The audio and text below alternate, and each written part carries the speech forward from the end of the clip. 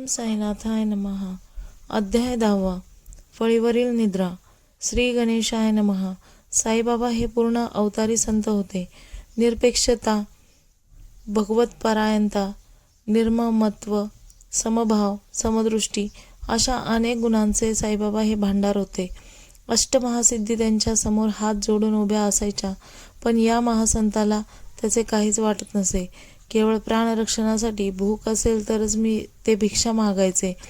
मशिदीतच राहायचे आणि तेथेच झोपायचे. त्यांनी झोपण्यासाठी मशिदीच्या आड्याला एक फळी बांधली होती. ती फळी 4 हात लांब व विदभर रुंद होती. ती चिंध्यांनी वर बांधलेली होती. त्या झोपाळ्यासारख्या टांगलेल्या फळीवर बाबा झोपायचे. त्यांच्या उषा पायथ्याशी पंत्या जळत असायच्या. हे दृश्य फारच मनोहारी दिसायचे. चिंध्यांनी टांगलेली फळी बाबांचा भार कसा सहन करते याचे सर्वांना मोठे नवल वाटायचे.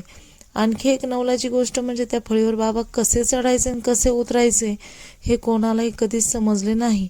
बाबांची ही लीला सर्वसामान्यांच्या बुद्धीपलीकडेच होती, म्हणून शेवटपर्यंत त्यांच्या या कृतीचा थांग लागला नाही. श्री बाबांचे कार्य आणि त्यांचे अंतःस्थ वृत्ती. अगदी सुरुवातीला बाबा जेव्हा शिर्डीत आले तेव्हा ते 16 वर्षाचे होते. त्यावेळी शिर्डीत 3 वर्षे राहून ते निघून गेले. ते कोणाला तरी दूर निजामशाहीत दिसले. नंतर पुन्हा ते शिर्डीत आले आणि जवळजवळ 60 वर्ष तेथेच राहिले. रामदास स्वामींनी शिवाजी महाराजांना हाताशी धरून हिंदू धर्माची घडी बसवली, गोब्राह्मणांना संरक्षण दिले, यवनापासून राज्याचे रक्षण केले आणि लुप्त होत चाललेल्या भक्तिमार्गाला ऊर्जावस्था आणली. त्यांच्या समाधीनंतर ही राज्याची बसवलेली घडी पुन्हा विस्कटली. हिंदू यवन यांच्यात दुफळी निर्माण झाली. ती श्री बाबांनी राम रहीम ऐक्य दाखवून दूर केली. आपल्या आचरणातून त्यांनी लोकांना भूतदया, भक्तिमार्ग, परोपकार, अहिंसा, शांती, प्रेम, समभाव अशा अनेक गोष्टी शिकवल्या. विवेक, वैराग्य व नम्रता याचे महत्त्व लोकांना पटवून दिले. बाबांच्या भोवती नेहमीच भक्तांची गर्दी असे, पण बाबा अंतरी निसंगच राहिले. ते भक्तांना कायम सकाम ठेवायचे, पण अंतरी निष्काम होते. ते कधी कधी संतापायचे, पण अंतरी निज शांतीचे भंडार होते. ते कधी पिशाचवत वागायचे, पण अंतरी परब्रह्म स्थितीत राहायचे. बाबा म्हणजे आत्मबोधाची खाण, अखंड आनंदाची मूर्ती होते. त्यांच्या कृपेनेच भक्तांचा प्रपंच आणि परमार्थ सुरळीत चालायचा. भक्ताचे अनंत जन्मीचे सुकृत एकदम फळास आले.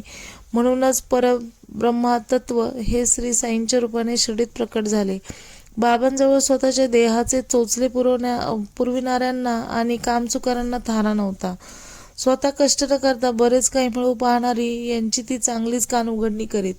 पण ज्यांच्या अंतःकरणात शुद्ध भक्तिभाव आहे त्यांना आपुलकीने जवळ घेत, भक्तांचा भाव पाहून त्यांचा योग्य तो सन्मान करीत.